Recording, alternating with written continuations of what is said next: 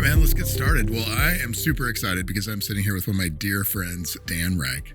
And actually, Dan, not to embarrass you before we start, but you truly were my mentor when I started in real estate. There were two of you who just stepped up and understood that I didn't know anything, but didn't make me feel like it. And when we were doing that very first transaction, which was such a cluster, the property next door and the weird piece of property, and that was something. You let me do the grunt work and the paperwork and everything, and then you held it up and made it look like we knew what we were doing. So because I would have never been able to do that. And they're still dear friends of ours, and we just had dinner with a couple who sold it like a week ago. Oh, that's great. Yeah, so that was a family thing that they came to me because I'm a realtor now, having no idea, I didn't know anything, and you held me up and made me look good. I appreciate that. You worked hard, and you were out there on site, and it was interesting because I didn't know how much I should have you do or not do, but you showed up and you were out there raking. Yeah, I let you pressure wash, but I did. Right. I was raking. Yeah. You were out raking, and we cleaned the driveway up and went inside, and you did some things and helped clean. And I was like, yeah, you're getting in, and this is what you have to do, It's a physical business that people don't realize when you showed up, because you're a suit and tie guy, and you showed up with the Gordon's fish sticks, yellow overalls, and I thought, damn, he's serious about this real estate thing, man. He's got a toolkit. Oh yeah, yeah. Yes. No, sometimes you got to get down and dirty, right? Clean some things up, and people don't know that really happens, but that's what happens. And you got people that need you, they're calling out to you, and sometimes you can't schedule somebody to come in for 2 weeks. So the only way to get this on the market faster is roll your sleeves up and get it done. That's right. Yeah. Yeah. So I appreciate your support. You've supported me more than just in that way. And, we're here really today to talk about the accessibility world, and what we've been able to accomplish in this last 8 years, because it's been almost 9. It's been 8 years since I jumped into this crazy business, and you've been there since the beginning. Give me a little bit of, I'm just going to kind of throw a general question out there. Give me a little bit of the experience that you've had with this. So knowing you changed a lot about how I looked at houses and accessibility. And I took the training that you guys did, which was excellent, by the way. But there was a comment in one of the interviews of somebody who said, he was kind of embarrassed about accessibility things and didn't sure how to deal with it. And I gotta say, until I met you, I almost had that same impression. I'm just being very transparent here, very open, and kind of ashamed of it, but it was a reality, okay? And which makes me fired up about learning that you guys have done all this work to put a training together and to get an MLS form so that we as real estate agents can go into a house, size it up for accessibility, which is fantastic. So back to your question, how it's changed. What I do is, in every way now, I'm always sizing up a house or a commercial building or a restaurant. I'm going, I can't get Barry in here. We got to change the hallway, or we got to change the doorway, because you're on my mind. Even there's been times where we haven't been in touch for 8 months or a year, even a couple times, but we reconnect and you've never got out of my mind, like every friend I have. I know. I'm in counseling for that, by the way, right, just so you know. But always in my mind, in the back of my mind. And so now, Jennifer's parents have aged to the point where they have accessibility issues that they need, walkers. And so we had to build a ramp to their house. And now I have other, situations that have needs for, bigger doorways, or, cooking in the kitchen is different. And so all these things now are in my subconscious. Yeah. So, but I got to say, what attracted me to this thing was your previous modeling career. Oh, no. Yeah. Yeah. Great. And I can just vision Mike putting the photo up in the podcast. Yeah, it's going to go up. And I love that. That just really, made you real and made you easy to connect with. Some of the comments I heard in some of the interviews in the training too were that people were, how do I approach somebody who's in a wheelchair or has crutches or in a walker? Because I might say the wrong thing. Right. Well, you already said earlier that you were a little bit ashamed. Yeah. Because you didn't know, but until you need to know, it's okay not to know, because I didn't know anything about being in a wheelchair until I was in a wheelchair. Yeah. And Michael, he didn't know it, and our producer, he didn't know anything about me being in a wheelchair or anybody until I was in a wheelchair. And then his cousin actually ended up in a wheelchair. So, you learn on the fly. And what's really cool for me was that when Tom and I really started doing this, and then we pulled Michael into it, I was interviewing people that were outside of my realm of accessibility understanding. So I'm interviewing Echo, who's deaf, and she's educating all of us, and Mike and Tom and Emily and I were all looking at each other like, holy, I had no idea that she was talking about her needs, which were accessibility needs that had nothing to do with mobility. It was, if I can't see what's happening, I don't know what's happening, and I have young children. So she wanted an open concept, and she wanted videos for each room.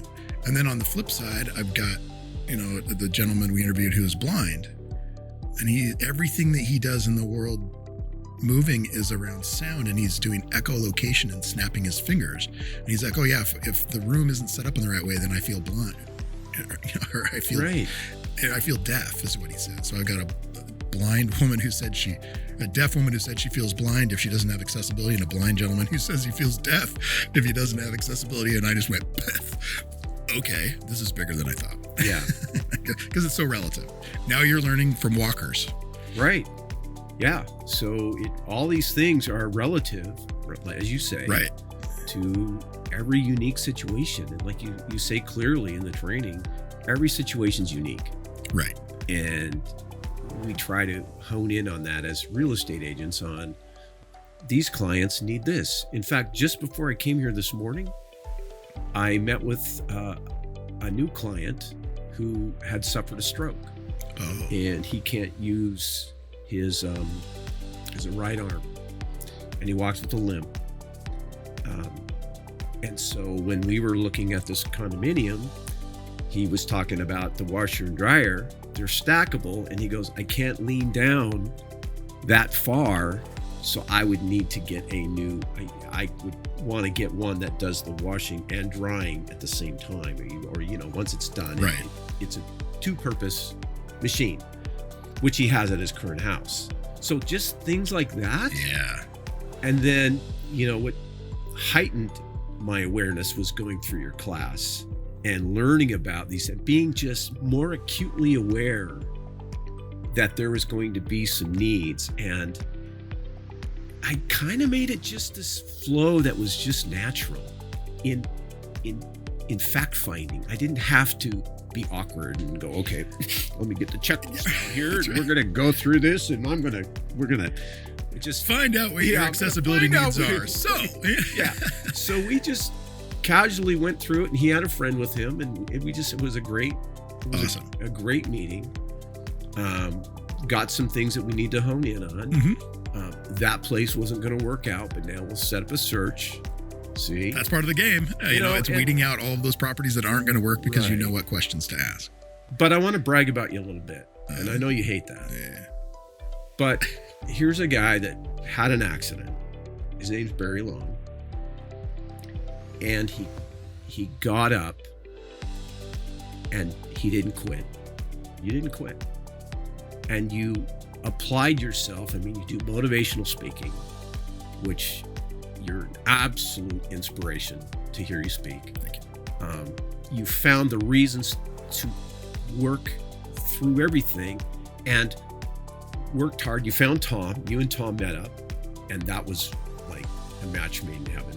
Yeah. He's kind of was working on this, and you found out through means, and then boom, you guys linked up and really found a deficit in the real estate world that there's not enough communicating.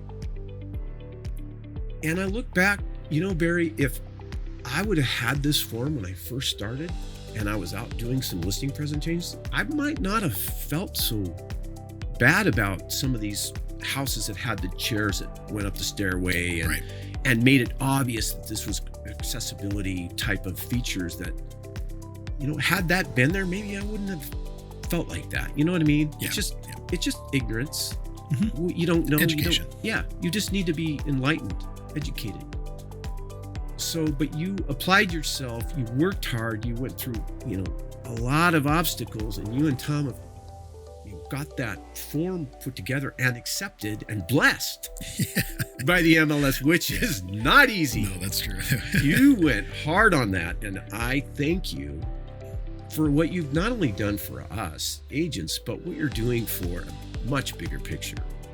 And that is linking all these accessibility needs through, even to the point of new construction. What can they be doing in the future to bring this, maybe it doesn't have the grip bars now, but they've built the structure, it's behind the scenes. And so as they can brag about those statements as we go forward. Right. In inclusivity. Biggest, kindest word for people with accessibility needs is inclusivity. Yeah. So I thank you for not quitting and not being somebody who used excuses for, this accident happened and what am I going to do? I'm just going to quit. I don't want to do anything. You didn't do that. And you found other people that believed in it. And like Tom, he's not, doesn't have a disability, but you guys work like Batman and Robin. Yeah. I don't know who's Batman, I don't know who's Robin, but you guys worked as a really good dynamic team, and you worked through all the no's and the naysayers, and you put this together. And now you spoke in front of all the bigwigs of all the national real estate companies, and now you're going to be, this whole thing's going nationwide. Yeah, that's pretty exciting. I'm so excited. I am so excited for that. Yeah, it's fun to see. Well, thank you very much, and you're welcome. It has been an absolute amazing ride to see where we started and where we came from. Yeah. And Emily asked me not too long ago, if you'd have known how hard this was going to be, would you have done it? And I went, hell no. But now that we have, here's where we're going next. Right. So how are you going to use this next? Oh, wow. I mean, I was going through the marketing piece that you guys put together. So once you get through the class and you graduate, you get a summary of all the ways you can market this. But I see us as, we also did the SRES, which is the seniors. Right. And we recommend that as part of this whole broader package of, if you've done our training, our accessibility real estate specialist training, you should take SRES and even look at CAPS. And we list all those because they all benefit each other. The more you know. So anyhow. Sorry. Well, no. So when now that I've taken the class, and how am I going to apply this to our business is, I do a podcast as well, and yeah, thanks for having me on that. Oops. Hey, no worries. We were just talking about We're going to rally up. I'm just kidding. No, we got some plans, okay? I've been listening. I think I can fit in. So anyway, we are going to be doing some highlighting in the podcast as well. And we're also going to do some marketing to our current clients that we know everybody who has parents are getting into their 80s and 90s. They're slowing down. They need some assistance. They need some help. So it's not just those with disabilities. It's the service sector that goes with that, which, so if it's the 25 to 28% disability folks, double that for all the people that are assisting and helping. And then add another 10 to 15% because people are embarrassed to talk about it. Right? Exactly. So you add all that together, and there is, 3/4 of the population that need guidance and sort of demystifying this accessibility part that, it's the small things, approach to the house. Right. You know how everybody fills up a garage. They pack them up with stuff, and the cars sit out in the driveway. So we talk about, how to make it, some pathways off the driveways that are hard, can handle wheelchair and things like that. So we are going to be advertising and publicizing this new marriage with accessibility and what we've learned with taking your class. We also want to be ambassadors for you and go out and promote and help build it. Yeah. And to wherever that leads, we'll see how that works out. But we're excited to kind of hold you up and it's been pass you around the mosh pit a little bit. I may have done that before. Yeah. Oh, I'm sure that was in the long hair days though. So right? Oh yeah. Yeah, it was fun for Tom and I when we first started talking about this, that it wasn't a competition. What was fun because we both work for different brokerages. Yeah. So when we approached the MLS, they didn't see it as, hey, Barry was going to come in and try and own accessibility. It was, we want to do this for the greater good. And then we realized there were folks like yourself that went, whoa, we can actually make a bigger impact on the community than just our business. But yet, we don't have to go outside of our own sphere. Right. That everybody, I'm not looking for a new audience to go market to. Everybody has some kind of a need when it comes to this. Yeah. And whether it's me or whether it's my friend or my parents or whomever, that it's not about having an accent or being disabled, or it's about accessibility. And where does that accessibility fit in your life? Well, everybody has an answer for that. Absolutely. And what people will get out of taking the class and earning this designation, Barry, is the awareness when they're on site taking a listing and how it elevates you. You're in competition, right? You're going to go against 2, 3, maybe even 4 real estate agents. And when you're talking with the sellers and you're going through your little checklist of things that, this is accessible for people in a wheelchair, people like they're there and they've got a ground floor unit at a condo and they're not having any needs, but they start hearing, wow, Dan was the only one that started mentioning that there's another market share that we didn't even, no one else mentioned it, right? So can you see how that would go? Well, value jumps into that. Exactly. What is value? Yeah. And value is relative as well. One person's mountain view is the other person's ocean view. And the person who likes the mountains, they don't see as much value in the ocean. So value is, is relative. It really is. And when it comes to accessibility, we've been having interesting conversations with the Appraisers Association. Because how do you value accessibility? Well, for you, it's nice to have because that's a very luxurious house. For me, it's mandatory. The value for me is more than it is for you, but for the appraiser who's sending their little form back to New Jersey for somebody who doesn't know anything about anything, who has to approve it. How do we value accessibility? And you just described that it's for the right person. That value is invaluable to our current sphere. Exactly, and that's the thing. I think you might bump the mic. You might overthink this if because we always want, as agents, what's the next tool I can get to really go help me? We already have a database. I mean, most of us do. Right. And it could be, you're small, you're starting out, you've met some people up now, so your database is 20 people. Okay. But you've been in the business 5, 6, 7, 10 years. Now your database is 350 people. So that 350 people knows people. And when you start just making it comfortable to just talk about, it doesn't have to be like awkward or a big deal. It's like just smoothly walk into it. Start saying, hey, we've added this. There's some form changes. We're excited about it.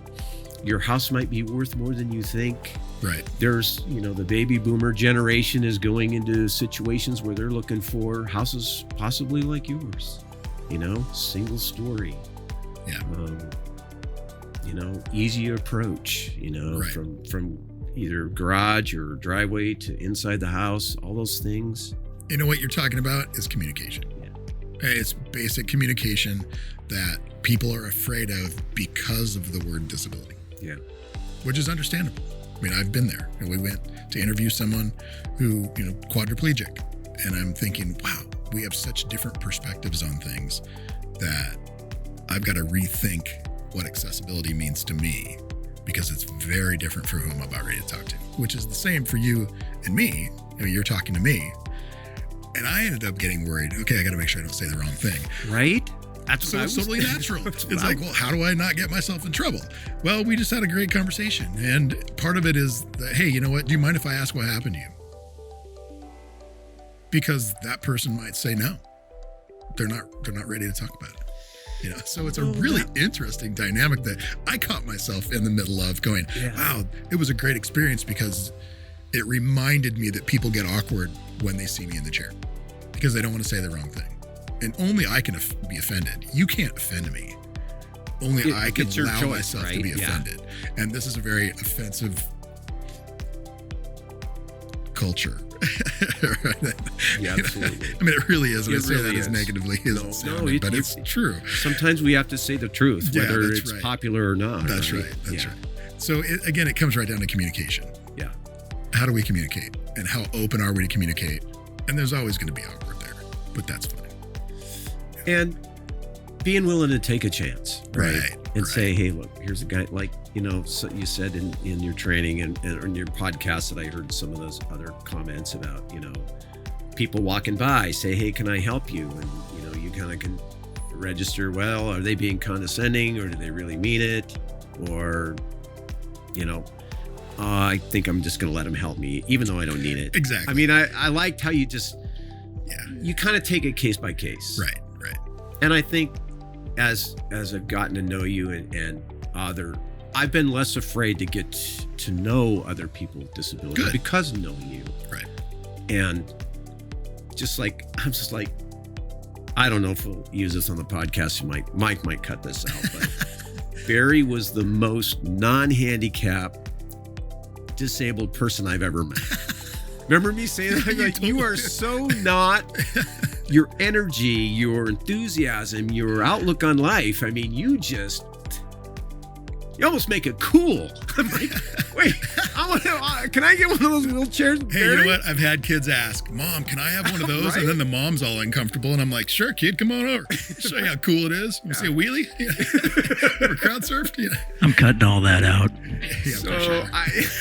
That's going right to your head. That's going right to your head. God just told me that he was cutting all that out because it's going straight to my head. So thanks, Dan. Yeah, I know I really took you down a rabbit hole. I'm sorry, but I just between friends, that was so much freedom for me, is to feel I can be comfortable in that because of you, and that. So it's. I've met a few persnickety, like super mad. Disabled people since, but it didn't taint me at that point. I'm fine. You know, okay, you're mad. It's okay. Well, people are people. Yeah. You know, and whether they've got, I mean, everybody has their thing. You know, I love to say that everybody has their thing. Mine's just more obvious. I mean, it's really that's kind of how it breaks down. This has been super fun talking to you, man. Well, yeah, and I look forward to more of these in the future because absolutely. There's so many more things we haven't, you know, it takes a lot of time to express all these things and get it out and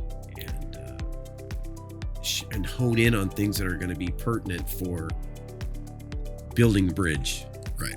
You know, I kind of like to, it's kind of been a thing I've been thinking about is after taking the class and being designated, you know, to work this program, I'm like, I see more of an energy to build that bridge of inclusivity.